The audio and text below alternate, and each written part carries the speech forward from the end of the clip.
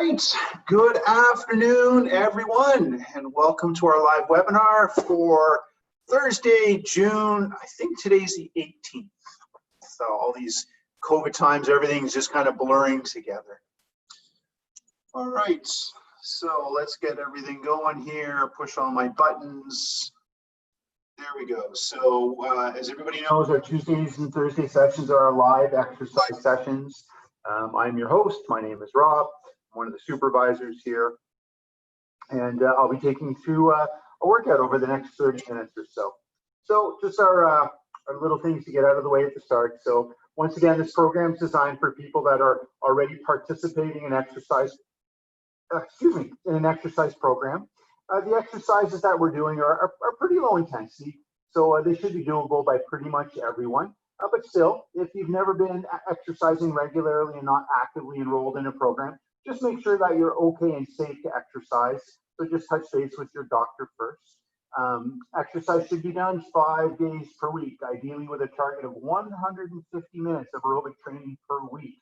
I only do 2 sessions per week and only about 15 minutes of cardio each. So please come back and feel free to watch some of the recorded sessions. They are on our website, cardiaccollege.ca, and you can just go to pre-recorded sessions and hopefully try and do them a few more times throughout the week, even when I'm not here live. Okay. Once again, the exercise that we do is pretty low intensity. They should be comfortable. At worst, you should feel your rate of breathing go up a little bit because we are working out, so that's normal. But you shouldn't have any other pain. So no chest pain, no lightheadedness, dizziness, palpitations, nothing out of the ordinary. If you do experience any symptoms while you are exercising, please stop the exercise, sit down and relax. Hopefully the pain symptoms goes away. If they don't, then please access EMS. Okay. So for today, hopefully you're feeling well. It's been gorgeous weather outside, maybe getting a little bit warm, but hopefully you're enjoying the nice summer weather that we're finally getting. Once again, that you are feeling well, no chest pain, shortness of breath, dizziness. You've taken all of your medications. Your blood sugar for the diabetics out there is at a safe level for exercise. You've got your water with you. You've had something to eat. And then I think we are good to get started. So let me stop my screen share here. Click that. There we go. Perfect. And we're good to get started. All right, folks. So as always, let's start off by getting a nice resting heart rate. So if you can find your pulse here at your wrist or in your neck, whichever you prefer, find that little thumping going in your wrist, in your neck, and I'll give you a 10-second pulse check.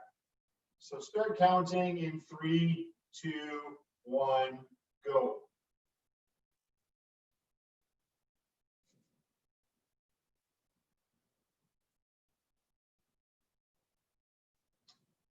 And stop.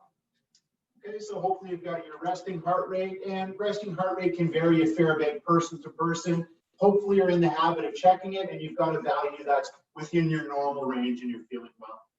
Okay, so we'll start off with our dynamic warm-up. For our dynamic warm-up, we just do a little bit of marching in the spot.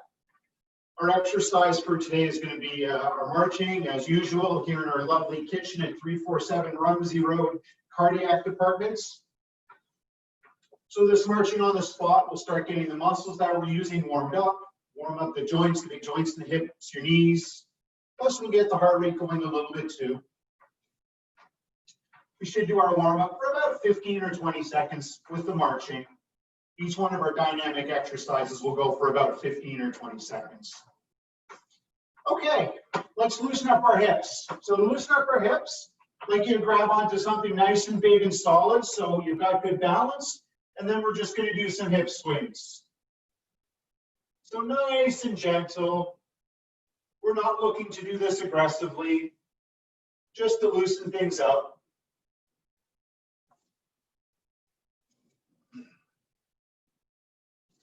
We'll get about 9 or 10 swings on the one leg.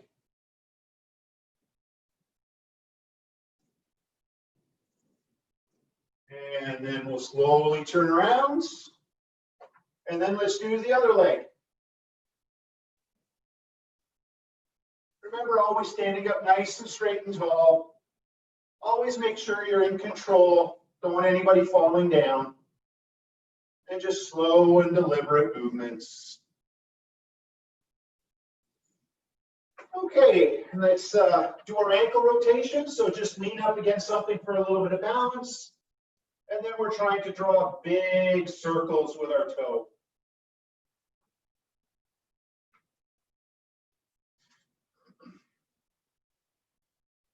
And make sure you get both directions.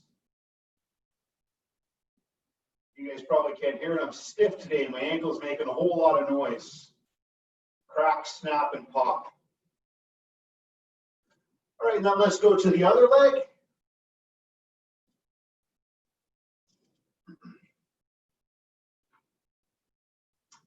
And make sure you get both directions.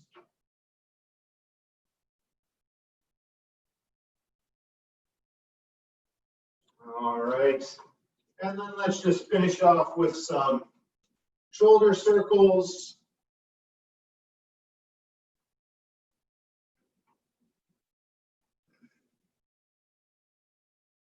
And once again, both directions.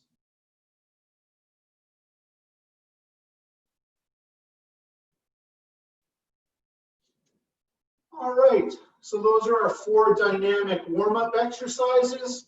Always encourage people to do those before they do their exercise. It's a good, healthy practice to get into.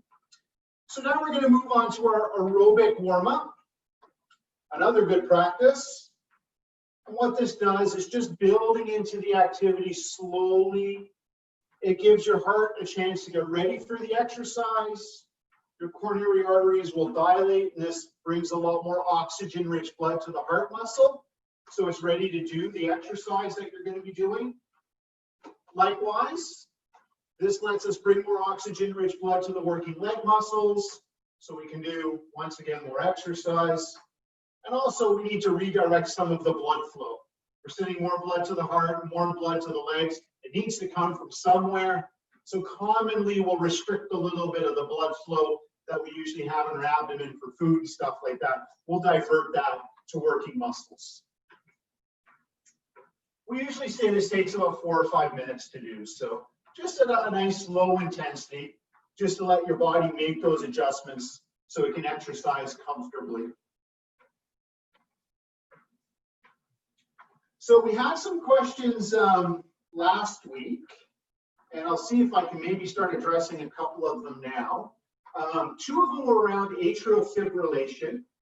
So I'm not going to go into atrial fibrillation in that much detail because you guys might remember that my boss, our medical director, Dr. Paul O, did a wonderful session a week ago Monday, so 10 days ago, entirely about arrhythmias and atrial fibrillation.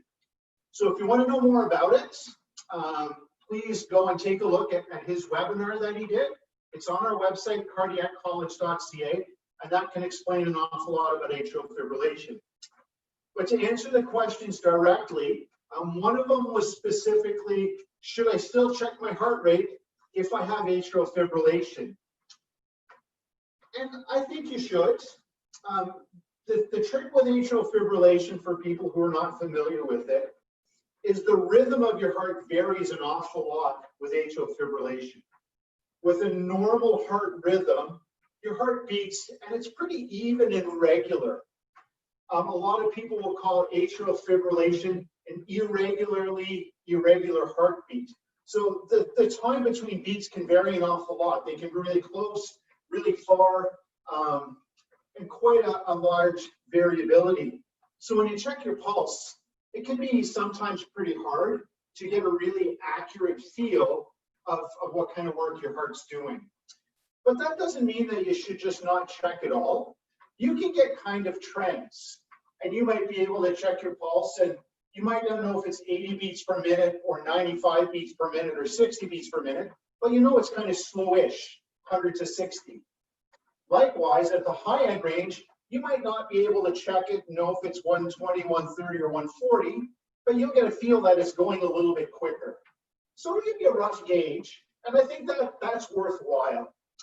Likewise, some people, the variability in the atrial fibrillation isn't really all that great. So you'll have a slightly tighter range in a resting heart rate, and likewise in an exercising heart rate, and that'll give you even more accurate information. So I think even with atrial fibrillation, I would check my pulse. And now that I've done my warm-up, at home, feel free to increase the speed at which you march. We'll get your heart rate up a little bit more. Going back to the atrial fibrillation, I encourage you to check it. But typically, we will check a pulse for about 10 seconds and then multiply it by 6 to get beats per minute. If you have atrial fibrillation, because there's such a variance in the range, I don't think I check it for just 10 seconds. I'd probably check it for maybe 30 seconds and then double it.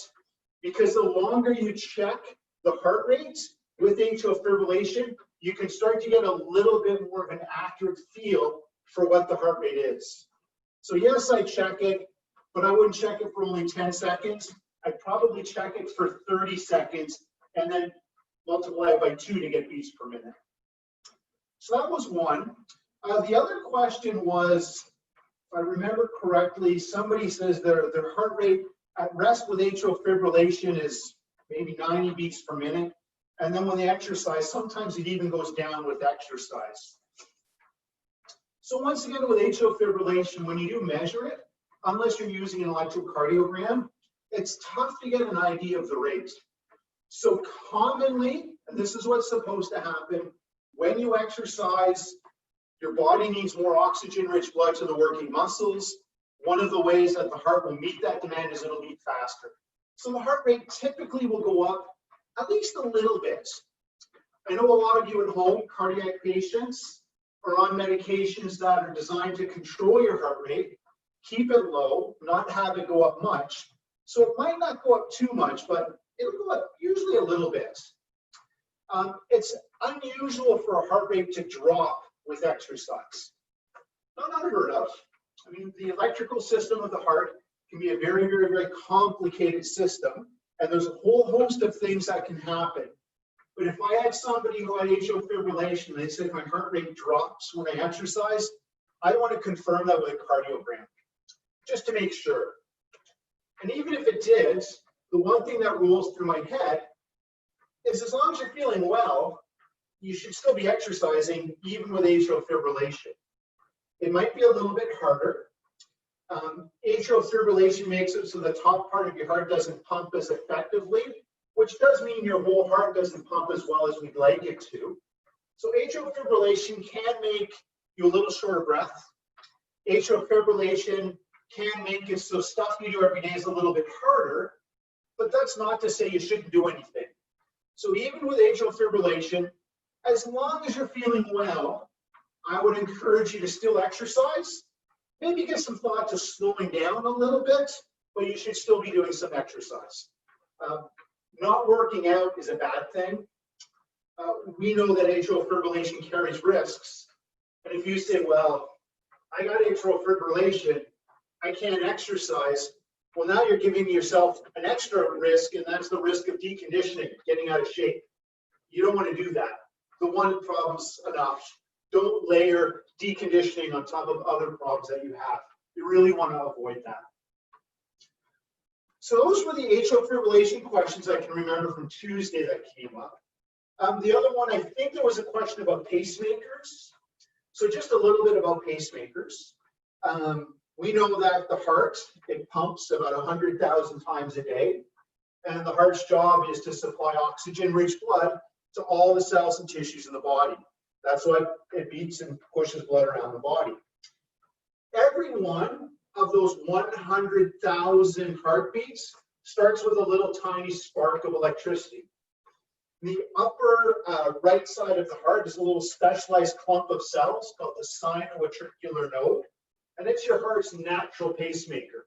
Electricity is generated in this clump of cells. It passes over the top part of your heart. Top part of your heart contracts.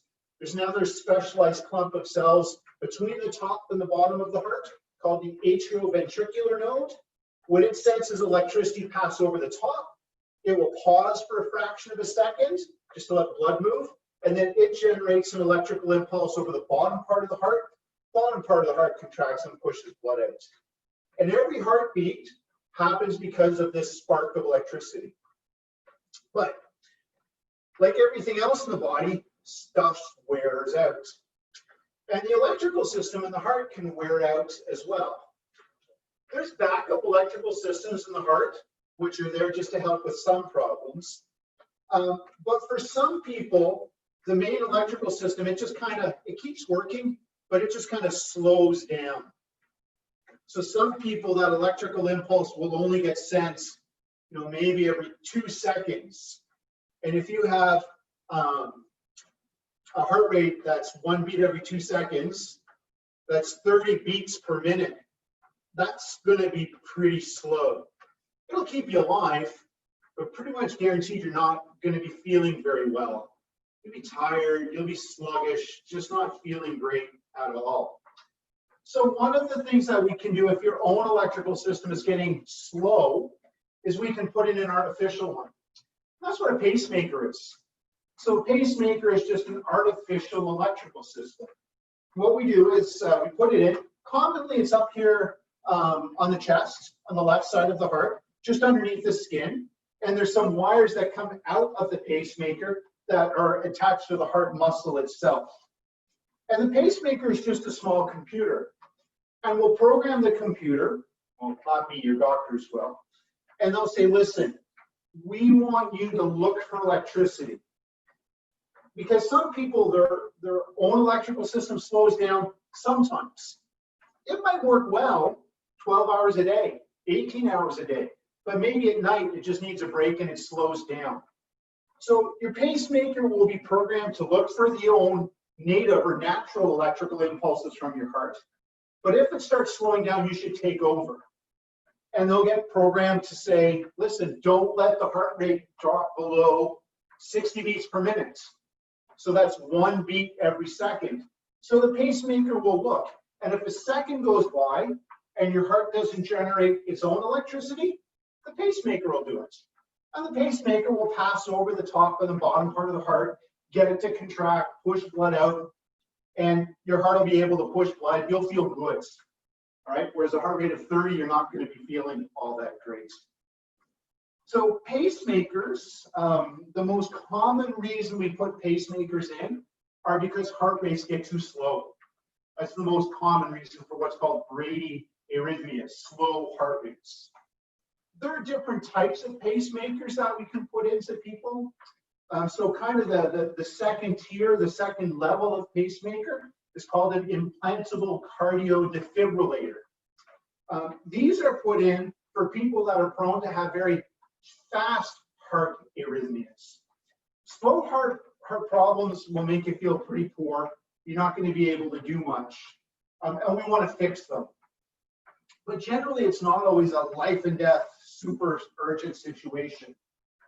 Sometimes if you get very fast arrhythmias, they can be really dangerous. Some fast arrhythmias can be life and death in a short period of time. So we know if you have one of these life or death fast arrhythmias, the more common one that you'll hear used is VT, ventricular tachycardia. We need to try and fix that fast rhythm problem right away. And you'll see this on TV. You know, the guy has the arrhythmia, he's lying on the floor, and the doctors get the defibrillators. They say, everybody clear. And they give a big zap of electricity to the person. And this interrupts the arrhythmia, and hopefully by interrupting the arrhythmia, the heart's natural rhythm can come back and then you'll be fine. It works pretty good. The faster you can shock somebody when they have this arrhythmia, the more effective it is. So some doctors thought, well, if it's important to shock them as soon as possible, what if we program a pacemaker to deliver that shock right away? That way we don't need to wait for someone to run and find a defibrillator, bring it back, find the guy and paddle it. We put a machine right inside that does that. And that's what an implantable defibrillator does. It's exactly the same as the ones that you see on the TV show, right? Zap, everybody clear, except it's inside. And it does exactly the same thing. So that's kind of the second level of device that we have, ICD, implantable defibrillator. And that type of pacemaker is specifically designed for fast rhythm problems. So the base model is for slow problems. This next one is for fast problems. And then this is probably impossible for me to try and explain while I'm exercising. There's a third level of device out there, a pacemaker device, called a cardiac resynchronization therapy pacemaker. That's a mouthful, CRT. What a CRT pacer does, a CRT pacer is used for people whose electrical system, this is a very simple way to explain this, is working very, very inefficiently. And because it's working so inefficiently, it's not able to stimulate the heart with electricity as it should, and the heart's pumping ability is reduced as a result. So a CRT kind of augments, or actually it replaces much of the heart's own electrical system and does it in such a way that it can make the heart pump a little bit strongly. So we'll see this in people that are suffering from a condition called heart failure, where the heart is very weak. It struggles to push out all the oxygen-rich blood that it needs. The electrical system is part of the problem. So by putting in an artificial electrical system, we can improve the situation most of the time. Not all the time, and not make it perfect, but a lot of the time we can make it better. Ooh, there we go, basic electrophysiology. In a kitchen while I'm working out. How's that for grades? Okay, so I've got 1 more minute of cardio, then we're gonna do our heart rates. Then we'll do a couple of resistance training exercises and our stretching, and then we'll be done for today. I'm supposed to give a shout out. I was talking to one of my patients this morning, Mary Lou, and I had to show her how to set up the computer so she could watch me today. So hi, Mary Lou. Hopefully you're walking out there with us. Okay, so let's stop and let's get an exercising heart rate. So find your pulse in your wrist or in your neck. Please make sure you keep your legs moving. Just swaying side to side is the best way to do this. And let's do a 10-second pulse check, starting in 3, 2, 1, now.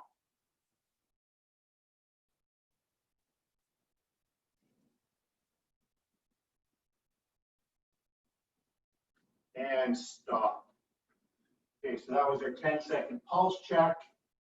And let's just keep our legs moving. We'll do a little bit of a cool down here before we do our RT exercises.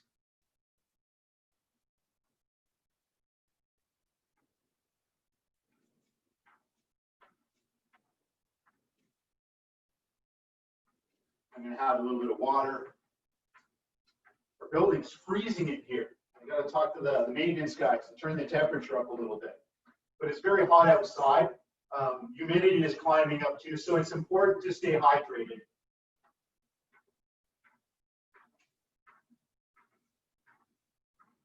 So even though our workout, our cardio is only about 15 minutes or so, you still want to make sure that you have a drink.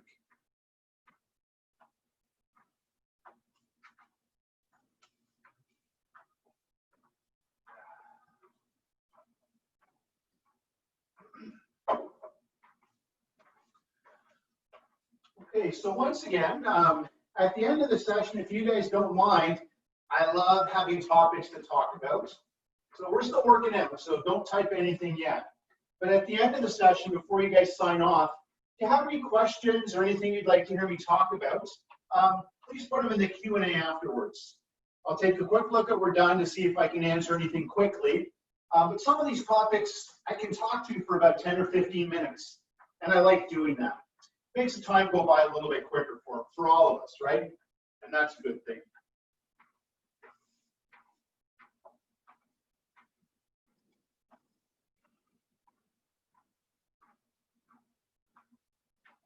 So let's cool down for just another minute or so, and then we'll do our resistance training exercises. I think today is squat day. I think we did step lunges on Tuesday, so we'll do our squats today. And I think we're also going to do some bent over rows, some semi-upright rows, work those big muscles in the back. 2 exercises I really like.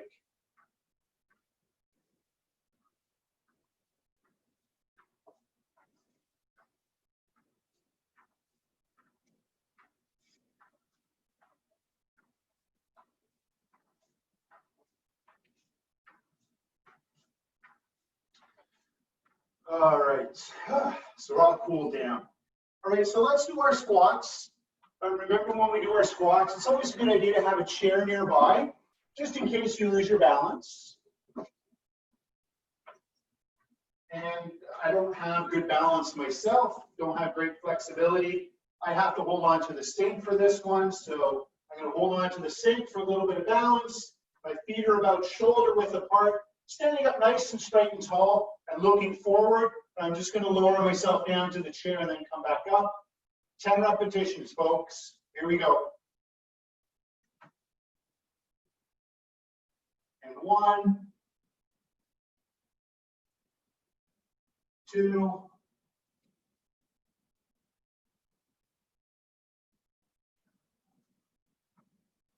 4,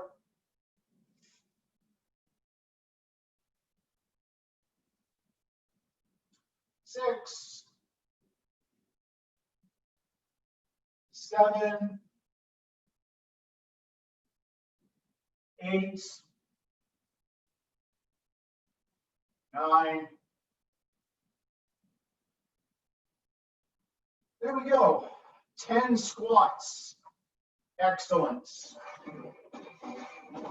So for the next exercise we're going to do is to work the muscles in the back. This is called the semi-upright row. You need something to lift. So I've just got a few magazines just to add a little bit of weight. I'm putting them here in my gym bag that I bring to work every day. I'm going to raise my hand on the back of a chair. I'm going to have my feet fairly wide apart, good base of support. And then all I'm going to do is I'm going to take this bag with a straight arm to start.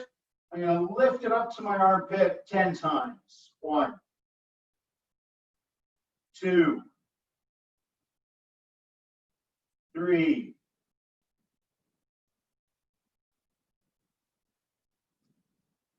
5, 6, 7, 8, 9, and 10. Now we'll switch to the other side. Same thing. Keep wanting to get close to the camera so you guys can hear me. So good base of support with my legs, standing up nice and straight, grabbing the bag, and then I'm lifting these up to my armpit. 1, 2, making sure I breathe. 4, 5,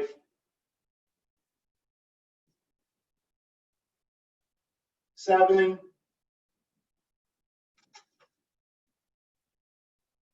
9, and 10. Excellent. Now, I don't know if I can do this on a regular basis, but somebody did ask me a question on Tuesday about how to do a hamstring curl with a band. So I'm going to show real quick just a couple of times how to do this. All of these exercises are on our website, cardiaccollege.ca. Get active, resistance training, and then look for the exercise. We have videos showing how to do all of these. So that's really the first place I'd like people to take a look at. I can't do this on a regular basis, but special for today for whoever asked me last week. If you get your bands, start off by putting it around your ankles. So it's just like putting on a pair of pants. So you put them around your ankles. You're going to hold on to a chair or a counter or a table, something solid. And then what you're going to do is with one foot, hopefully you can see this, you're going to take one foot and step on that band. Step on it so it doesn't move. And then with the other foot, you're going to curl your foot up to your bum. Just like that. This is called the hamstring curl. And it works the muscles in the back of the leg, the hamstring muscles. And try and keep your knees side by side. The most common mistake I see when people do this is they end up lifting their leg up like this. That works my hip. It's not a hip exercise, it's a hamstring exercise. So the knees need to stay side by side, just like that. All right, I can't remember who asked me that question, but hopefully you're out there, and hopefully that helps a little bit. Okay, so let's do our stretches, folks. We'll start off with the back of our arm, our tricep. So put your arm straight out in front of you, and then across your chest, and then we're just stretching the back of the arm.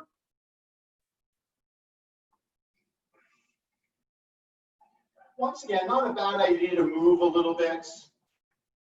After all that walking, we've got so much blood in our legs. We want to make sure the muscles in the legs help keep it moving up to our head so we don't get lightheaded or dizzy. Okay, and then let's do the other arm.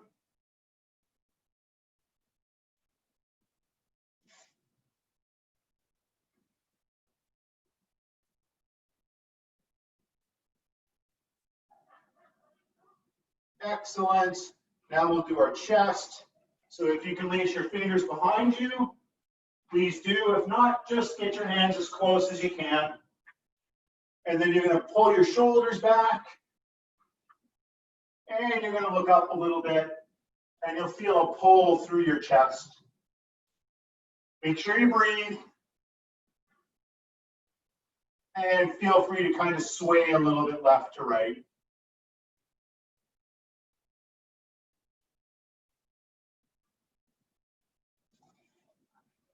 Always good to do a nice stretch after a workout. Really calms you down.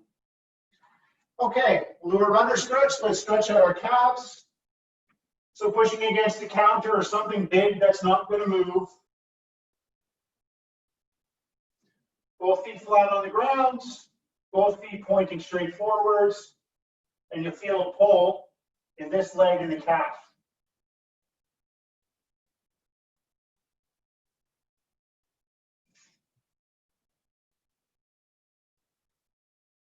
Okay, and then let's switch to the other leg.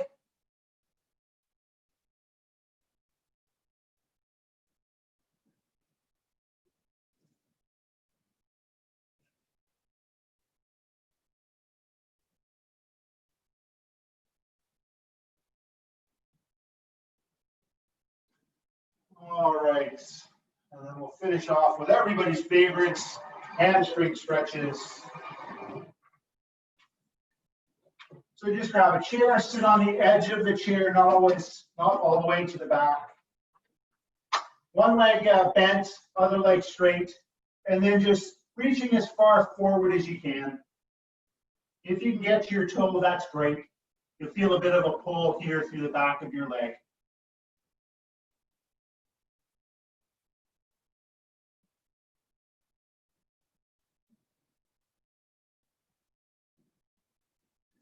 All right, and then let's do the other leg.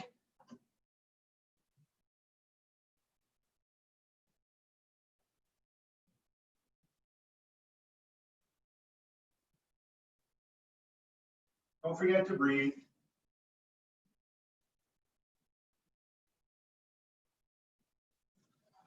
All right. And folks, I think that's it for our workout. Grab our water. And let me see, I see one question, one lonely question.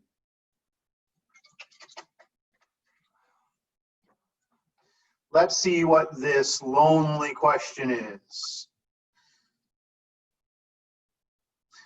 As part of the rehab program, a stress test was performed at the start, and I believe was to be redone at the midpoint and or end of the program. With the reopening of the healthcare system to more non-essential procedures, will there be any thought of reinstating in-person assessments such as the stress test? So excellent question. Yes, as part of our program, we typically do a cardiopulmonary exercise test at the start, the middle, and the end of the program. What this lets us do is we put a tube in your mouth and we measure how much oxygen you're able to deliver to your working muscles. So as an exercise guy, I love these tests because it tells me exactly how much work any one person is capable of, and then I can use that information to very accurately prescribe the appropriate exercise intensity.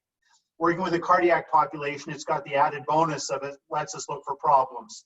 Bad skip beats, blood flow problems, plus problems with your blood pressure and things like that.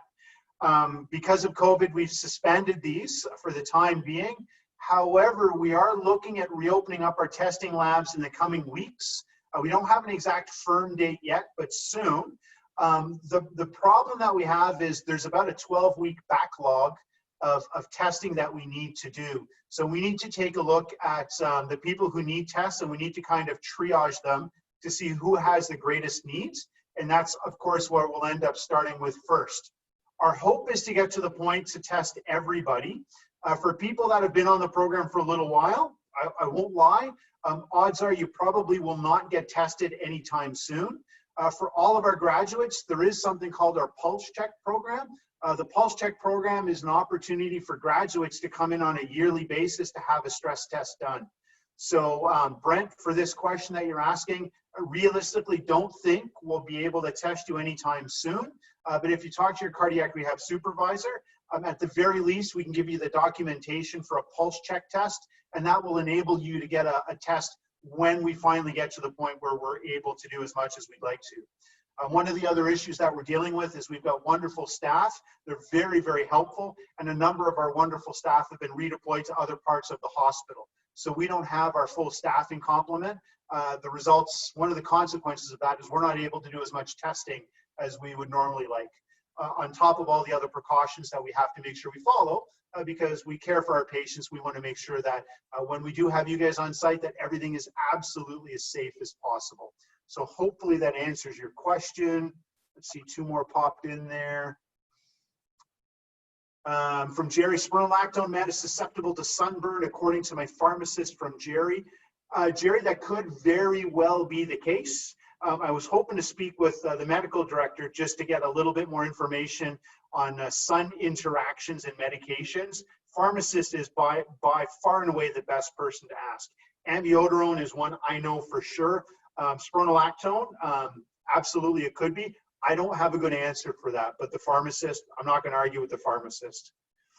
And then anonymous attendee, after we graduate, can we still watch these videos, and for how long are the videos available for us to watch?